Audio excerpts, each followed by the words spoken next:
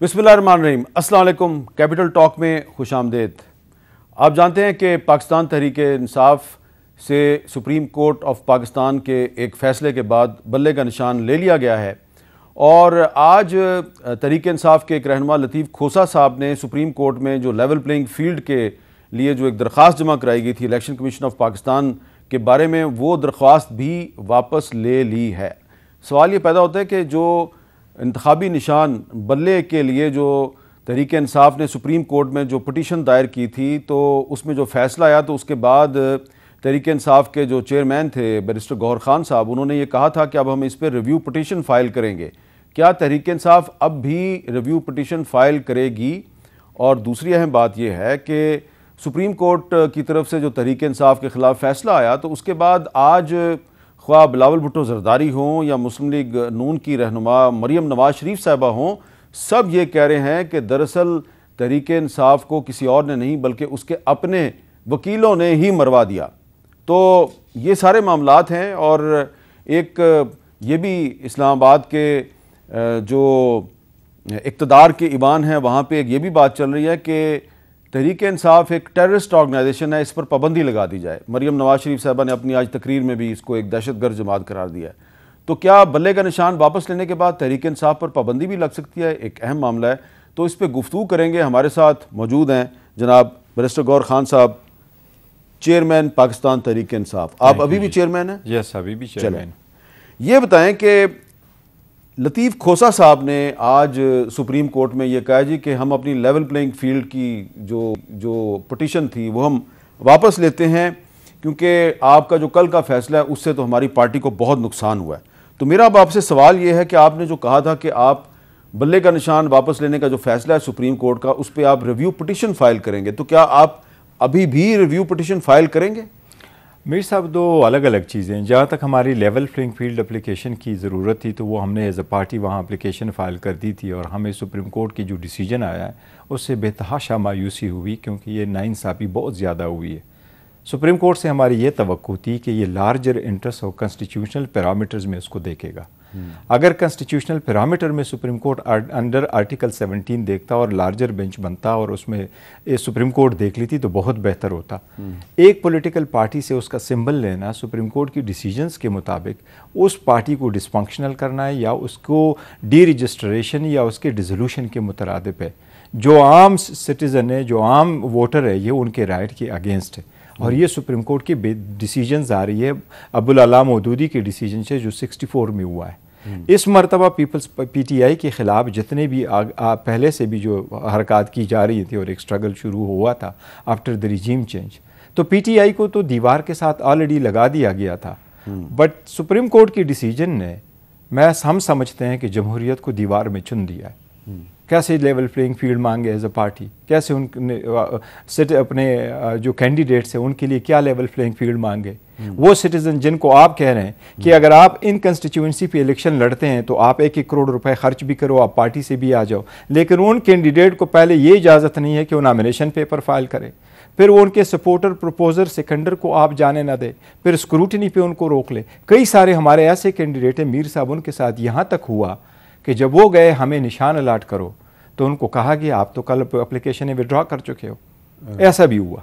अच्छा, कल आप विड्रॉ कर चुके हो। गौर साहब, चीफ जस्टिस साहब आपको बार बार ये कह रहे थे कि आपको इलेक्शन कमीशन ने कहा कि आप पार्टी में इलेक्शन करवाएं, तो आप जब हुकूमत आपकी ख़त्म हो गई उसके बाद भी आपने इलेक्शन नहीं करवाया, इसका क्या कोई जवाब? अब इसको मैं आपको बड़ा मुख्तसर कर, हमारे पहले इलेक्शन 2 मिनट में कर देता हूँ। पहले इलेक्शन हुए 2017 में, आईन हमारा आ गया 2019 में, उसके मुताबिक 1 नवंबर 2020 में इलेक्शन करना था।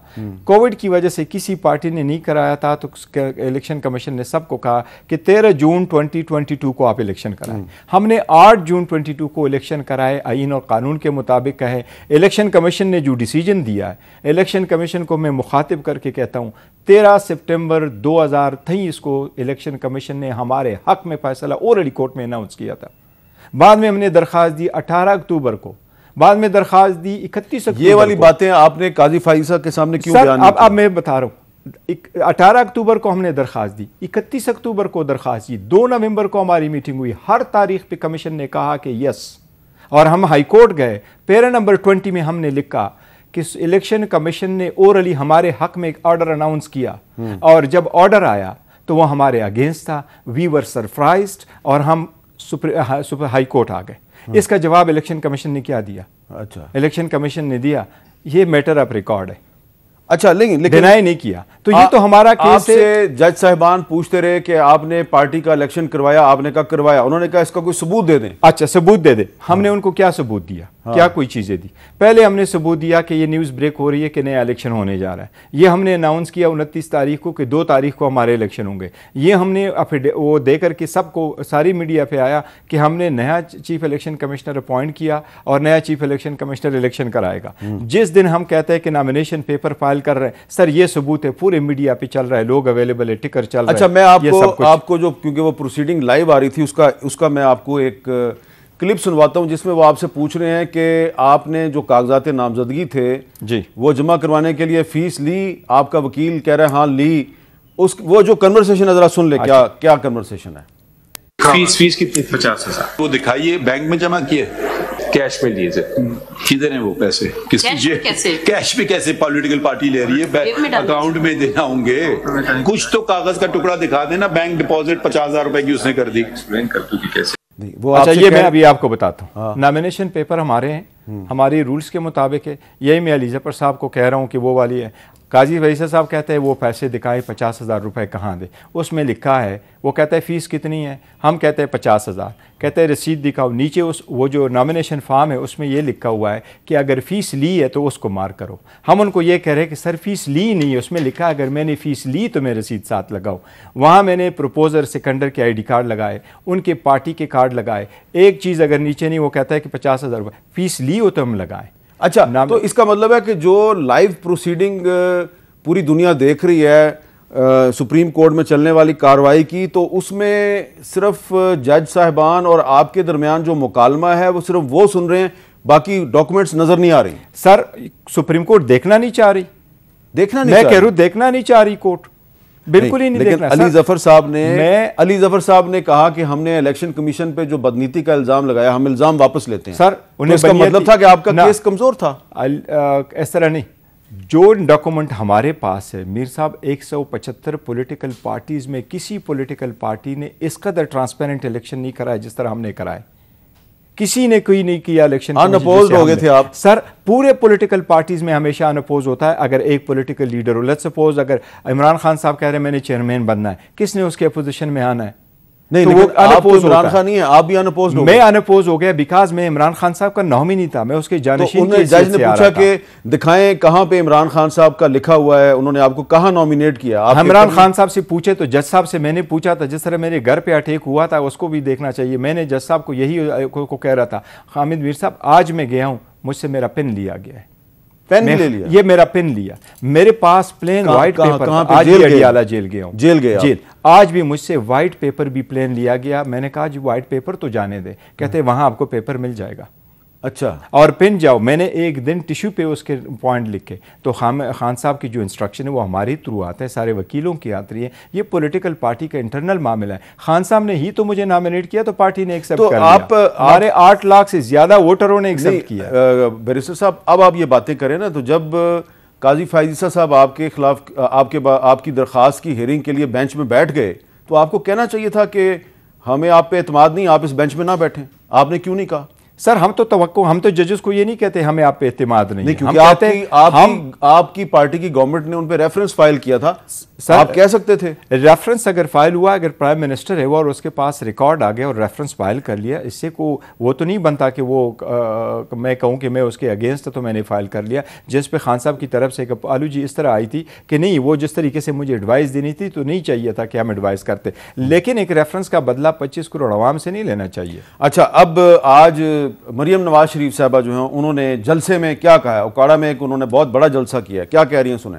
कल परसों से बड़ा शोर मचा रहे हैं कि हमारा इंतखाबी निशान हमसे वापस ले लिया गया। अपने वकला को कहो तैयारी करके अदालत जाया करें, क्योंकि अब सास से फोन करवा के फैसले लेने की सहूलत मयसर नहीं है। शेर को शेर का निशान मिल सकता है, लेकिन एक दहशतगर्द जमात को सियासी जमात का इंतखाबी निशान नहीं मिल सकता। एक दहशतगर्द जमात को एक सियासी जमात का इंतखाबी निशान नहीं मिल सकता। और बिलावल भुट्टो जरदारी साहब भी कुछ ऐसी ही गुफ्तगू फरमा रहे हैं। इनके जो लीगल टीम अदालत में पेश हुआ, उनको कहा गया एक दिन पहले कि आप हमें वो कागजात लेकर दे जिससे आपने फला मेंबर्स को पार्टी से आउट किया, जो भी उनका लीगल डॉक्यूमेंटेशन था वो ना दे सके। इंटर पार्टी इलेक्शन उन्होंने सही तरीके से नहीं किया। तो सारे ये आपके मुखालफीन कह रहे हैं कि प्रॉब्लम जजेस में नहीं है, प्रॉब्लम आप लोगों में है। लॉयर्स, वकील, इमरान खान ने अपनी पार्टी वकीलों के हवाले की और वकील पार्टी को लेकर सही तरीके से आगे नहीं चल सके। मरियम नवाज लाडली है, शहजादियों की तरफ घूम फिर रही है और कैसे ज़ुबान इस्तेमाल करती है। वो एक लाडली की बेटी है, यही इसलिए ज़ुबान इस्तेमाल करती है। जिस तरीके से उन्होंने सुप्रीम कोर्ट पे अटैक किया था, जिस तरीके से उन्होंने इदारों पे अटैक किया था, हमारे वकील नहीं, ये तो एम्पायर को साथ मिला के केले इनके पास आ गए। तो नेब ने आकर के कहा हम आपके खिलाफ केस ही नहीं लड़ते, तो केस इसी वजह से इनका रिजॉल्व हो गया। हमारे तरफ से कोई लीगल वो नहीं है। और अगर हमारा कोई लीगल लिखूना होता तो पेशावर हाई कोर्ट के 2 जज साहिबान जिनको मैं सलाम पेश करता हूँ, वो हमारे हक में फैसला करते, वो हमारे हक में फैसला करते। क्या वो हमारे खिलाफ नहीं करते? हामिद मीर साहब एक चीज़ को अच्छी तरह से देख ले, 1 मिनट के लिए। हम पेशावर हाई कोर्ट जाते, पिटीशन फाइल करते, हेयरिंग शुरू हो जाती है, एडवोकेट जनरल के यहाँ से वकील साहब आ रहे हैं, एडिशनल अटॉर्नी जनरल साहब आ गए, 1.5 घंटे उनकी बहस हुई, सारे टीवी पे स्टिकर चल रहे, सब कुछ हो रहा है, बाकी भी लोग रिपोर्ट कर रहे हैं, मीडिया में भी रिपोर्ट हुआ। ये 24 दिसंबर की बात है। हमें स्टे मिल जाता है कि आपका ये ऑर्डर हम सस्पेंड करते हैं और पब्लिश होना चाहिए क्योंकि हमारे लिए लाजिम था, अदरवाइज़ हमारे जो वुमेन रिजर्व सीट है उसकी स्क्रूटनी नहीं होनी थी। हामिद मीर साहब ये दिन है 24 दिसंबर। 24 दिसंबर के बाद क्या हो जाता? 2 जनवरी को एडिशनल अटॉर्नी जनरल साहब जाके एफिडेविट फाइल करते हैं कि न मैं कोर्ट में मौजूद था, न मैंने आर्गूमेंट्स किए। जज साहब कहते हैं हाँ इसलिए मैं इसको कबूल करता हूँ, ये एक्स पार्टी ऑर्डर था, मैं स्टे विड्रॉ करता हूँ। अच्छा। और हम उसके खिलाफ आ जाते हैं सुप्रीम कोर्ट में। 7 दिन तक हमारी सुनवाई नहीं हुई।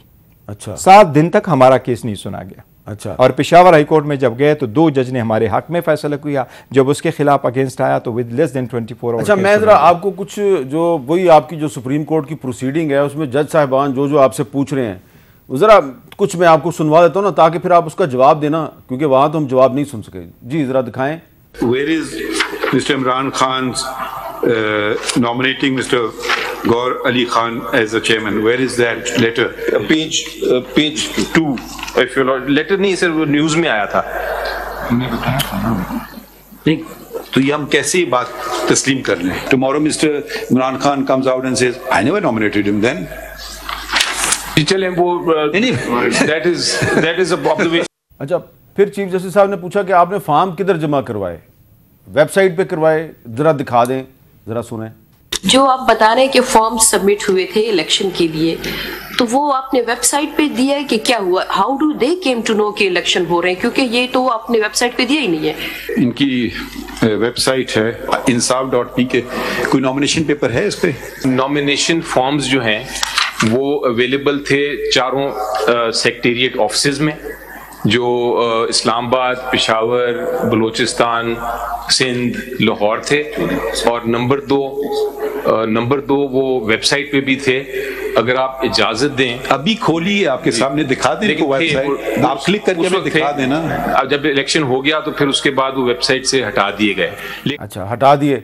अच्छा, लेकिन अब सबसे इम्पोर्टेंट जो सवाल है, जो मैं जिसका जवाब चाहता हूँ गौर साहब दे, कि अकबर एस बाबर साहब जो हैं, जिन्होंने 2014 में बाकायदा तहरीक इंसाफ के ख़िलाफ़ एक बाकायदा सियासी और कानूनी जंग शुरू की, और फिर जब तहरीक इंसाफ हुकूमत में आई तो तहरीक इंसाफ 3.5 साल हुकूमत में रही।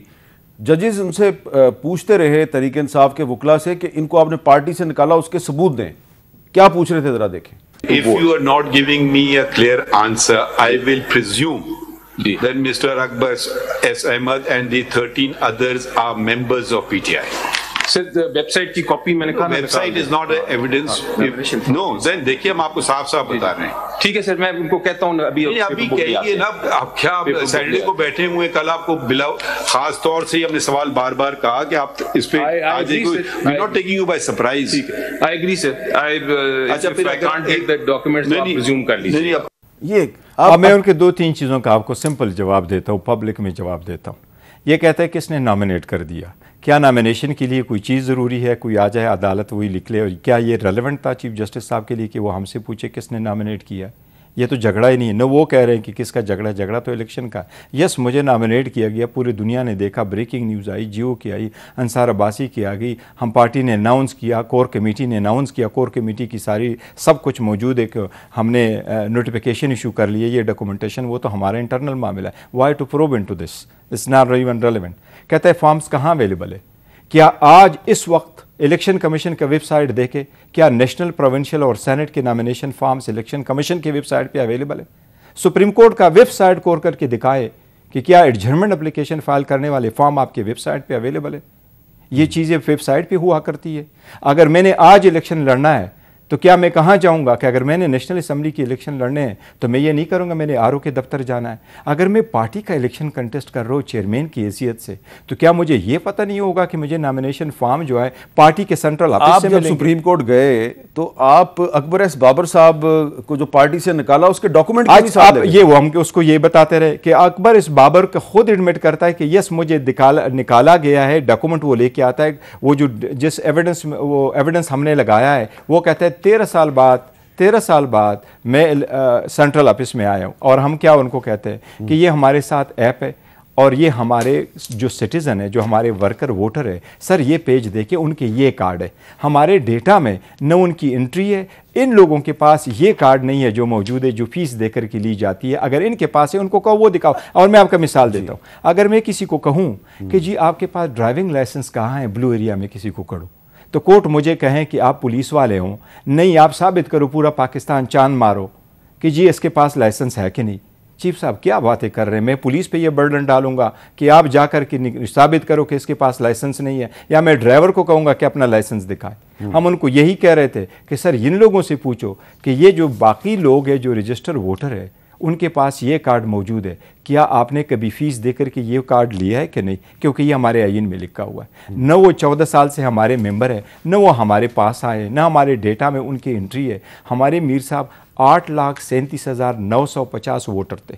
इनका डेटा मैंने फ्रीज किया था 31 अक्टूबर 2023 को, बिकॉज आई वॉज थिंकिंग कि शायद ये हमें कोई ना दे, तो हम फ्रीज कर रहे थे। इनके लिए बैलेट पेपर भी मैंने बनवाए थे कि अगर 2 पैनल आए, और हम क्या एक्सपेक्ट कर रहे थे, हमें डर ज़रूर था कि कोई आएगा तो जिन लोगों ने प्रेस कॉन्फ्रेंसेस किए शायद कोई ना कोई ब्लॉक उठा के ले। ये 14 बंदे थे।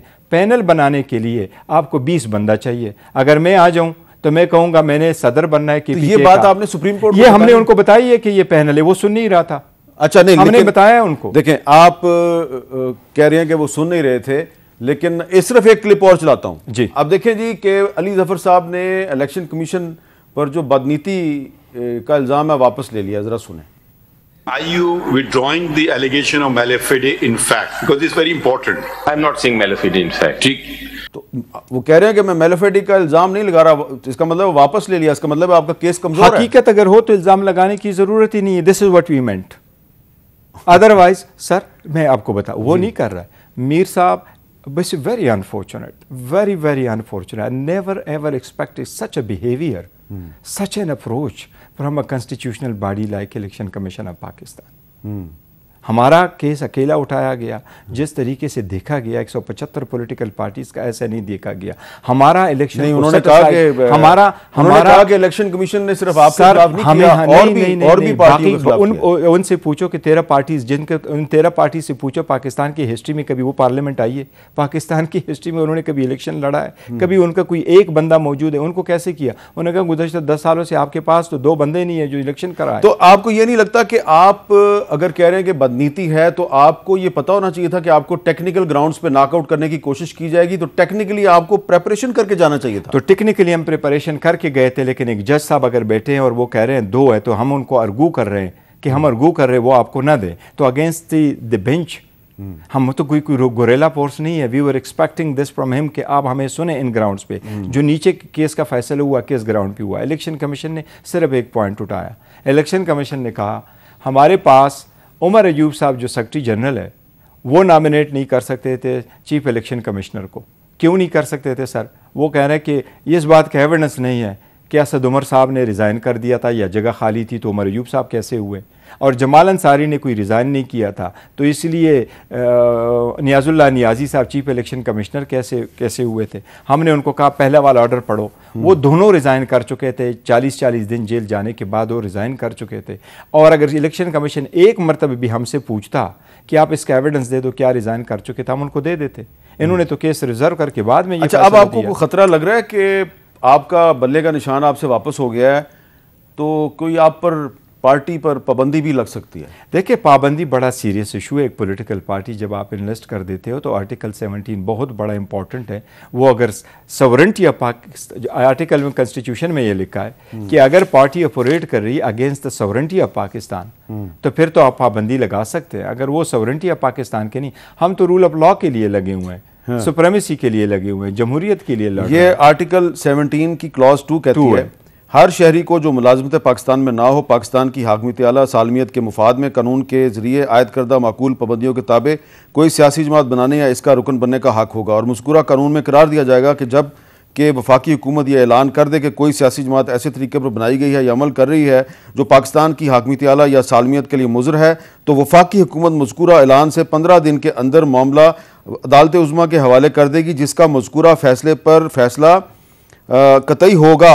और 3 सब क्लॉज 3 कहती है हर सियासी जमात कानून के मुताबिक अपने माली ज़राए के माखिज के लिए जवाबदेह होगी जी। तो ये माली ज़राए के माखिज का जवाब जो है, इस चक्कर में तो नहीं फंस जाएंगे आप? नहीं, देखो दोनों चीज़ें थी। पहले जो था ना मीर साहब, 1962 में ये कानून आया था पॉलिटिकल पार्टीज़ का, उसमें इंट्रा पार्टीज इलेक्शन का कंसेप्ट नहीं था। मुशर्रफ साहब 2 चीज़ें लेके आए थे। 2002 में जो लॉ लेके आया था, उन्होंने कहा था कि इलेक्शन होंगे इंट्रा पार्टीज और सीक्रेट बैलेट से होंगे। उसने इस आर्टिकल में एक अमेंडमेंट कर दी थी और आर्टिकल क्लास 4 भी डाल दिया था। अब 3 ने क्लास 4 भी डाल दिया था। उसमें लिखा था कि अपने सारी पॉलिटिकल पार्टी कानून के मुताबिक इंट्रा पार्टीज इलेक्शन भी कराएगी। 18वीं तरमीम में 2010 में वो ख़त्म हो गया था। ठीक है। 2015 में सुप्रीम कोर्ट ने होल्ड कर दिया था कि उसका ख़त्म होना गैर जमहूरी गैर आईनी नहीं था, क्योंकि पूरी दुनिया की कॉन्स्टिट्यूशन में इंट्रा पार्टीज इलेक्शन कोई उस कॉन्स्टिट्यूशन के मुताबिक पार्टी के होते हैं, ये कमीशन नहीं। तो जहाँ तक वो बहन लगाने का ताल्लुक है, वो सिर्फ और सिर्फ वो जमात हो सकती है जो सॉवरेंटी ऑफ पाकिस्तान के खिलाफ लड़ रहे हो।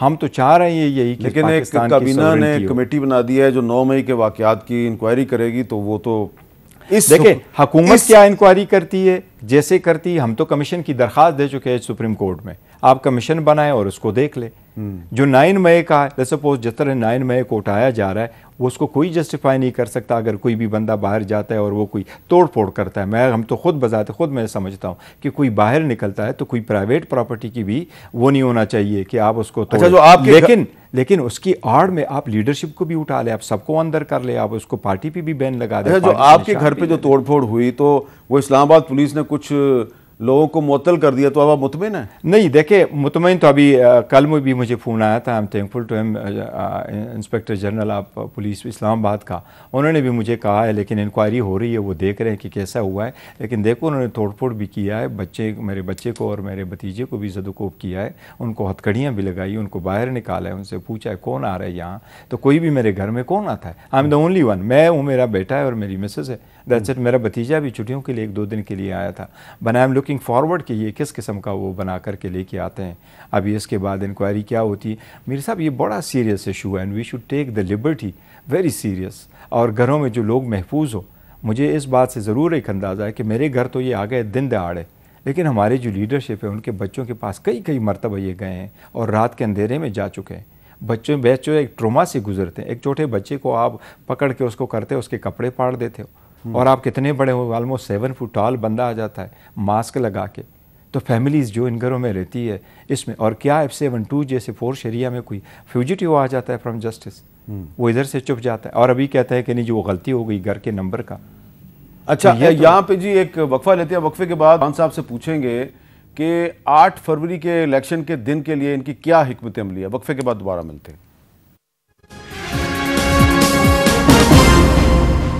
कैपिटल टॉक में खुशामदीद। तहरीक इंसाफ को बल्ले का इंतखाबी निशान नहीं मिला और तहरीक इंसाफ के जो उम्मीदवार हैं उनको चारों सूबों में मुख्तलिफ इंतखाबी निशान दिए गए हैं। गौर साहब, आपको दिया गया केतली, आपने चाय पीनी है केतली में पीनी। शांताना गुलजार साहबा जो हैं उनको मेरा ख्याल है प्याला मिल गया है जी, और किसी को चिमटा मिल गया है, किसी को कैंची मिल गई है, किसी को ढोल मिल गया है। तो अब 8 फरवरी को आपकी क्या स्ट्रेटजी है कि जो आपका वोटर निकलेगा घर से कि वोट उसने पीटीआई को डालना है, लेकिन इंतखाबी निशान मुख्तलिफ हैं, तो आपने क्या स्ट्रेटजी बनाई है कि आपने अपने वोटर को कैसे गाइड करना है? हम इंशाल्लाह कोशिश करेंगे इस सिलसिले में। जो हम पहले कोशिश कर रहे थे तो उसका एक कॉमन सिंबल के लिए एक तो लॉ की बात है, दूसरी ये कि जनरल पब्लिक जो वोट देती है उस निशान के साथ है, और सुप्रीम कोर्ट की एक जजमेंट भी है कि फ्लैग और निशान के साथ जिस तरीके से एक मुल्क के फ्लैग के साथ सिटीज़न की एक अटैचमेंट है, इसी तरह ये सुप्रीम कोर्ट के अल्फाज है, इसी तरह पॉलिटिकल पार्टी के लोगों का उस पार्टी के निशान और फ्लैग के साथ एक अटैचमेंट है। ये उनका बुनियादी हक़ है।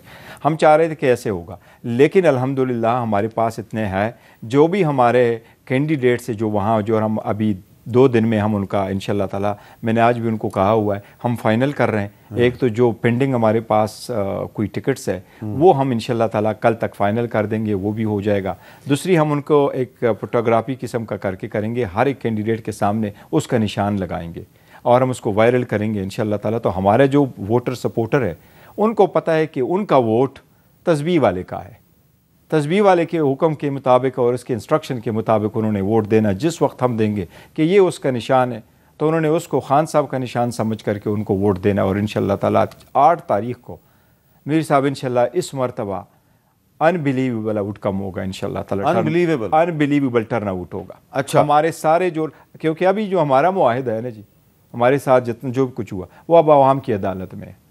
8 फरवरी को वो क्या करते हैं आवाम ने फैसला नहीं, लेकिन आपकी बात नहीं कर रहा, लेकिन आपके बहुत से जो MNA और MPAs होंगे, फ़र्ज़ करें वो जीत जाते हैं, उनके निशान मुख्तलिफ हैं, तो हो सकता है कि फिर वो उसी तरह बिहेव करें जिस तरह 2018 के सेनेट के इलेक्शन में जो मुस्लिम लीग नून वाले जो हैं वो अपने अपने निशान पे लड़े, उनके पास शेर का निशान नहीं था, तो अब वो जो सेनेटर दिलावर साहब हैं वो मुस्लिम लीग नून की तो बात नहीं मानते, तो आपके MNA MPA आपकी बात नहीं मानेंगे। जो जितने हमारे अभी है कैंडिडेट्स हैं उन्होंने तो फाइल किया नामिनेशन फॉर्म और उसमें उन्होंने एफिलिएशन दिखाया है कि पाकिस्तान तहरीक इंसाफ के साथ है, और जब ये इलेक्शन हो जाएंगे हमारे सपोर्ट से हो जाएंगे तो ऑब्वियसली उनको निशानात अलाट हो चुके हैं, इंडिपेंडेंट निशानात, और अगर वो एक पार्टी के सिंबल पे इलेक्ट होकर नहीं आते तो आपकी बात ठीक है, 63A एज सच अप्लीकेबल नहीं होता।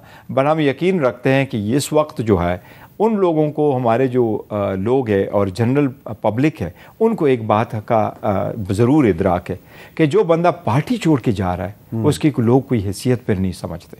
जो इस किस्म का, जिसको दूसरा लफ्ज़ हम समटाइम कहते हैं, मैं बोलना नहीं चाहता वो लफ्ज़, तो अगर इस किस्म के लोग छोड़ के जाएंगे तो मेरा ख्याल है अवामी प्रेशर बहुत ज़्यादा है। नहीं, ये लोग अपने पार्टी से स्ट्रेटजी बनाई है कि जो लोग आपका इलेक्शन जीत जाएंगे उनको सियासी वफादारी तब्दील एक प्लान सी हमारे पास है, हमारे पास एक प्लान सी ज़रूर मौजूद है कि अगर इस वक्त आ जाते हैं, जब इलेक्शन होंगे वो करीब आ जाएंगे, जो इलेक्शन डे होगा ये हमारे सपोर्ट से जो लोग जल की जीत आएंगे, हमने क्योंकि उनको आगे लेके आना है और हम चाहते हैं कि पार्लियामान आ जाए। और मैं ज़ाती अब समझता हूँ कि जितना होना था मीर साहब बहुत हो गया है, पार्टी को जिस मुकाम तक लाया गया और जितनी सख्ती हमारे साथ की गई लीडरशिप पे, जो हाइडिंग में गई, जो हमारे लीडरशिप, तो आपका ख्याल है जितना होना था हो गया? मैं ये समझता हूँ ना, अब सीज फायर होना चाहिए, लेट्स गो अहेड। ये इलेक्शन फ्री एंड फेयर होगा। गौर साहब आप बड़ी खुशफहमियों का शिकार हैं, आपकी बात बिल्कुल ठीक है। हम ये नहीं तवक्को करते इलेक्शन कमीशन इतने पे दर पे ऑर्डर करेगा, हम नहीं समझते थे कि सुप्रीम कोर्ट का एक बेंच इस किस्म का डिसीजन देगा। जब मैं आपको बार बार एक सवाल करता था कि बैलेट पेपर पे बल्ले का निशान होगा तो आप कहते थे इंशाल्लाह ज़रूर होगा, तो मैं सवाल आपसे बार बार इसीलिए करता था। मैं आपको उसका जवाब में ज़रूर एक बात कहा करता था कि इंशाल्लाह होगा, बट टेस्ट अदलिया का है। अच्छा, अदलिया ने मायूस किया, ना इंसाफ़ी की। ठीक है, सुप्रीम कोर्ट के ने हमारे साथ इंसाफ नहीं किया। अच्छा, इंसाफ के तकाजे पूरे नहीं। अच्छा, अब आपके कुछ ऐसे भी साथी हैं जो अभी जेल में हैं लेकिन आपने उनको टिकट दे दिया है, तो वो अपनी इलेक्शन कैंपेन कैसे चलाएंगे और पार्टी जो है वो जेल से इलेक्शन लड़ने वालों की मदद कैसे करेगी? मीर साहब देखो, कानून में कोई कतगन नहीं है कि वो जेल से नहीं लड़ सकते, और हमारी बड़ी अच्छी अल्हम्दुलिल्लाह पार्टी है, इसका तंजीम भी है, तो वो तंजीमी जो लोग हैं वो कहते हैं कि नहीं हमारा ये बंदा इलेक्शन लड़े, तो जो जेल में है और उनको टिकट मिला है वो लोग वहाँ से इलेक्शन लड़ सकते हैं और उनके केसेस हाई कोर्ट में चले, वो लड़ सकते हैं, लेकिन पार्टी उनके लिए कैंपेन करेगी। जो हमारे वर्कर सपोर्टर है और लोग हैं और तंजीम है, वहाँ का लोकल जो भी होगा, जिस भी कंस्टिट्यूंसी में हमारी तंजीमें हैं, वहाँ यूनियन काउंसिल के सतह पे, तहसील के सतह पे और वार्ड सतह पे सारी जो तंजीमें हैं वो उनके लिए कैंपेन करेगा। अच्छा जी, यहाँ पे एक और वक्फा लेते हैं और वक्फे के बाद दोबारा मिलते हैं।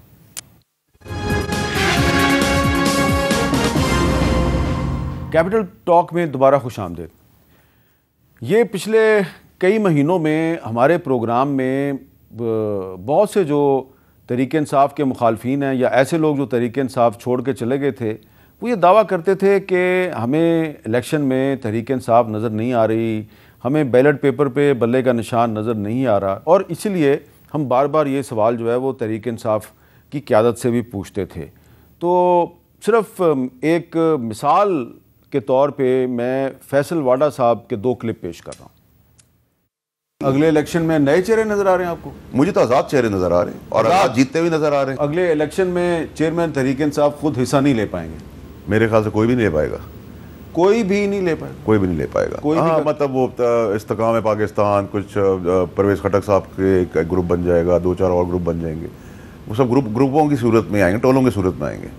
ये बात फैसल वाडा साहब ने जुलाई 2023 में कही थी कि मुझे बैलेट पेपर पे भी खान साहब नज़र नहीं आ रहे, मुझे बैलेट पेपर पे तहरीक इंसाफ भी नज़र नहीं आ रही, और इसीलिए जनाब मैं बार बार आपसे ये सवाल पूछता था। तो आपका क्या ख्याल था कि ये फैसल वाडा साहब जो कह रहे हैं ये बस अपने तौर पे कह रहे हैं? नहीं, देखिए हमारा सारा हम जिक्र करते रहे मीर साहब, और ख़दशा में बहुत ज़्यादा था, जिस तरीके से प्लान किया जा रहा था, और खान साहब के ख़िलाफ़ केसेस और उनको जेलों में डालना, डिस्क्वालीफाई करना, ये सारा तो एक अंदिया तो ज़रूर हमें था। और मैं चेयरमैन भी इसी तनाजुर में बन गया था कि हम ये इनको बहाना नहीं देना चाह रहे थे कि ये हमें से बल्ला ले ले। खान साहब ने लास्ट मीटिंग में यही कहा था कि मेरा छोड़ दे, आप बल्ले को बचाने की कोशिश करें, जिसकी वजह से मैं चेयरमैन बन गया। लेकिन हमारी एक तवक्को ज़रूर थी, अगर पेशावर हाई कोर्ट का डिसीजन बरकरार रहता तो दुनिया देखती कि बावजूद सब कुछ के हम बैलेट पेपर पे होते। कमीशन ने हमें यकीन दहानी कराई थी। अगर आप 7 या 8 नवंबर की क्लिपिंग चलवाएं तो उसमें आपको नज़र आएगा, मैंने बाहर आकर के प्रेस कॉन्फ्रेंस कर दी कि ये इलेक्शन कमीशन ने हमें यकीन दहानी कराई कि बैलेट पेपर पे बल्ला होगा। मुझे और ये चीफ इलेक्शन कमिश्नर ने खुद भी कहा था। कौन किसका शिकार हुआ? लेकिन ये चीफ इलेक्शन कमिश्नर ने तो नहीं ना लिया। अब नहीं, ये इलेक्शन कमीशन ने ही तो लिया ना पहले। अब ये कहते रहे सुप्रीम कोर्ट की तइद शामिल हो गई। अब हाई कोर्ट ने हमें दे दिया और सुप्रीम कोर्ट ने टेक्निकल बुनियादों पे लेकर के उस पे टापा लगा दिया। तो मैं समझता हूँ सुप्रीम कोर्ट को लार्जर इंटरेस्ट को देखना चाहिए था।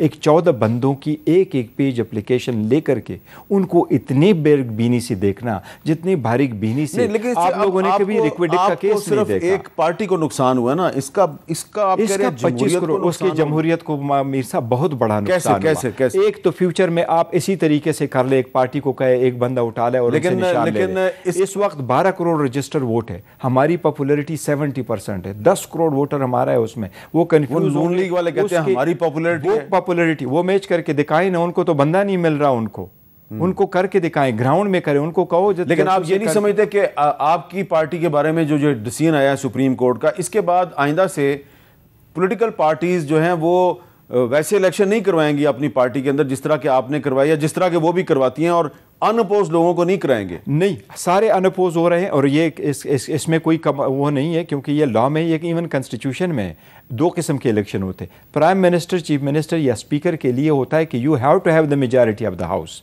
मैं अगर प्राइम मिनिस्टर बनूंगा तो मेरे अनअपोज भी होऊंगा, मैंने फिर भी मेजॉरिटी लेनी है। लेकिन पार्टी के इलेक्शन में होता है कि अगर मेरे अपोनेंट आता है तो बैलेटिंग होगा, नहीं है तो उस बैलेटिंग हो ना हो। तो बैलेटिंग को और इलेक्शन को कन्फ्यूज़ नहीं करना चाहिए। इलेक्शन का प्रोसेस कंप्लीट विदाउट बैलेटिंग।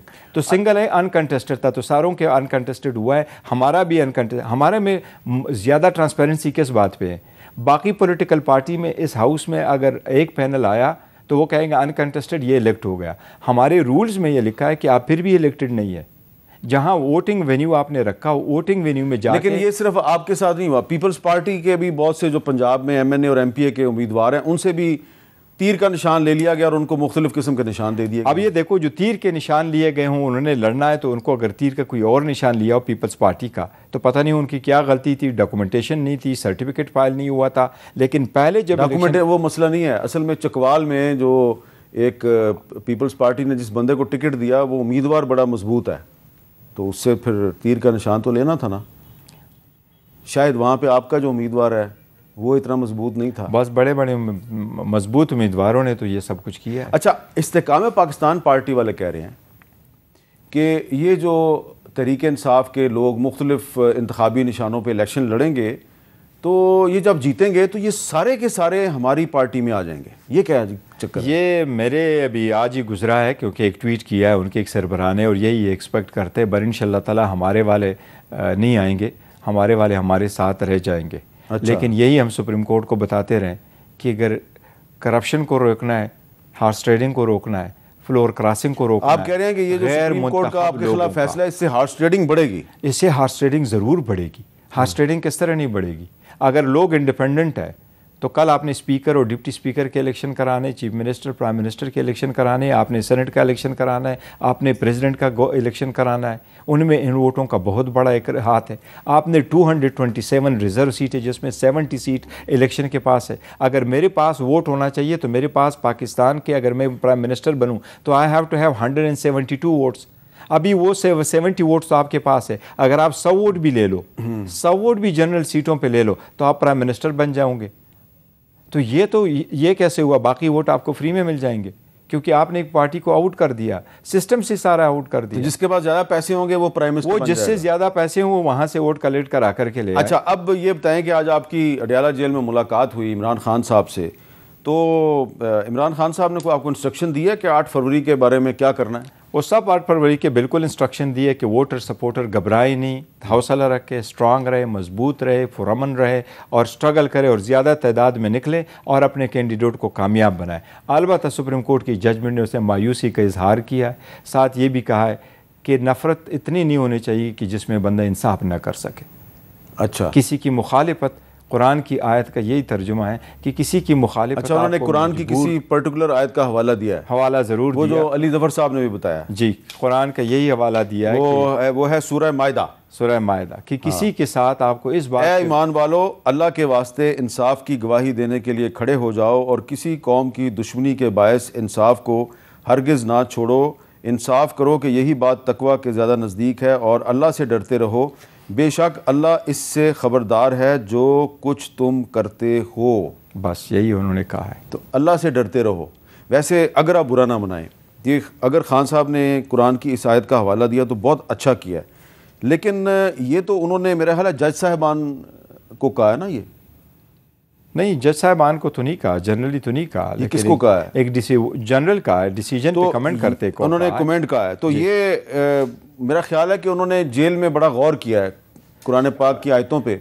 तो जब वो खुद प्राइम मिनिस्टर थे तो वो भी अपने मुखालफिन के बारे में कहते थे कि मुंह पे हाथ फेर के कि तुम देखो मैं तुम्हारे साथ क्या सलूक करता हूँ, तुम्हारे जेल में जो तुमने एसी लगवाया हुआ मैं वो एसी भी निकलवा लूँगा।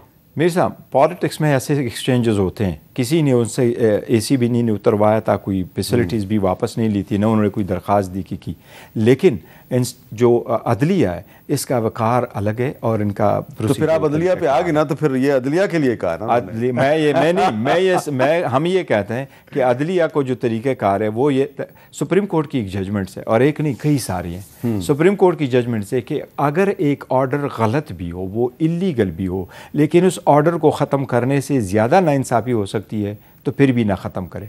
मैं समझता हूँ हमारे इलेक्शन में कोई फ्लॉ नहीं था, लेकिन अगर फ्लॉ सिर्फ इतना था कि उमर अयूब हमारे चीफ इलेक्शन कमिश्नर को अपॉइंट नहीं कर सकते थे, इस बिना पे फिर भी इलेक्शन को सेट असाइड करके हमसे भला नहीं लेना चाहिए था। सुप्रीम कोर्ट ने कई केसेस में कहा है, 69 में कहा है, आसमा जिलानी के केस में कहा है कि यहिया जो था, जनरल यहिया गासिब था, लेकिन उसका किया कराया इलेक्शन ठीक था। द वर्ड जो इस्तेमाल हुआ उसने ये लफ्ज़ किया, now once the people have spoken, it matters not who put the question। अच्छा, उन्होंने कहा कोई फर्क नहीं पड़ता। तो ये आपने सारी जो गुफ्तगू की है, तो इसके बाद मैं दोबारा आपसे सवाल कर रहा हूँ, पहले भी कर चुका हूँ, क्या अभी भी आप बल्ले के निशान के बारे में जो आपको सुप्रीम कोर्ट ने जो डिसीजन दिया है, आप उस पर रिव्यू पिटीशन फाइल करेंगे? रिव्यू ज़रूर फाइल करेंगे, क्योंकि गलती जिस वक्त ऑर्डर शॉर्ट ऑर्डर अनाउंस हो रहा था, आपने अदम एतमाद किया है काजी फाजिल साहब का नाम लिया है, तो फिर दोबारा रिव्यू पिटीशन फाइल करेंगे? आदम तमामात का लफ्ज़ नहीं कहा है, लेकिन हमने जो पिटीशन फाइल करनी है वो हमारा यही हक़ है कि आर्टिकल 188 में हमारा हक़ है कि हम उसका रिव्यू करें, और अभी डिटेल रीजंस आनी है। लेकिन इवन जो शॉर्ट ऑर्डर अनाउंस साहब ने फिर आज सुप्रीम कोर्ट में पिटीशन वापस क्यों ली? उन्होंने कहा था आपसे क्या तवक्को कर, आप हमें लेवल प्लेइंग फील्ड दे, आपने फील्ड ही ले ली, बल्ला ले लिया तो काम खत्म हो गया। पिटीशन वापस ली तो ये अदम एतमाद नहीं है? नहीं, वो पिटीशन कुछ रहा नहीं ना किसको के लिए लेवल प्लेइंग फील्ड मांगे, वो इंडिपेंडेंट आ गए।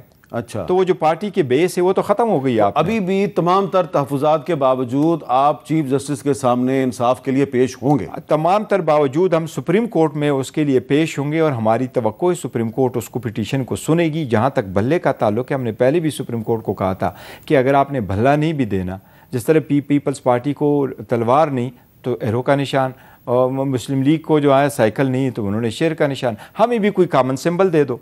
हमें ने कॉमन सिंबल मिला है, तो अब तो नहीं मिलेगा। अब तो देखो इलेक्शन हो जाएंगे, बात तो रिजर्व सीटों का क्या होगा? रिजर्व सीट हमें नहीं मिलेगी। रिजर्व सीट का एक है, हमारे जो कैंडिडेट आ गए, हम अगर पार्टी को रिफॉर्म करके उनको हमारे साथ ज्वाइन करेंगे तो आप आखिर में भी अगर 3 दिन आपके पास है आफ्टर द इलेक्शन, वो आज़ाद कैंडिडेट भी जो इंडिपेंडेंट सिंपल पे लड़े हों, वो अगर आकर के एक पार्टी को ज्वाइन करते तो उस पार्टी को मिलेंगे, तो वो हमारे वापस हमारे पार्टी में ही आएंगे इंशाल्लाह, तो फिर हमें रिजर्व सीटें मिलेंगी। ये आपकी वो स्ट्रेटजी थी जो आपको नहीं बतानी चाहिए थी, लेकिन आपने बता दी। नहीं, सबको तो पता है, लेकिन ये हमारा प्लान सी है कि किस तरह उनको लाएं। चलें, बहुत बहुत शुक्रिया बैरिस्टर गौहर अली खान साहब। हमें कि बल्ले का निशान तहरीक इंसाफ से ले लिया गया है, तो 8 फरवरी को उनकी क्या स्ट्रेटजी होगी, बहुत से सवालात किए, उनके उन्होंने जवाबात दिए। अगर आप जवाबात से मुतमिन हैं तो ठीक है, अगर आप मुतमिन नहीं हैं तो फिर दोबारा इनसे किसी दिन सवाल जवाब करने की इजाज़त दीजिए। अल्लाह हाफ़िज़।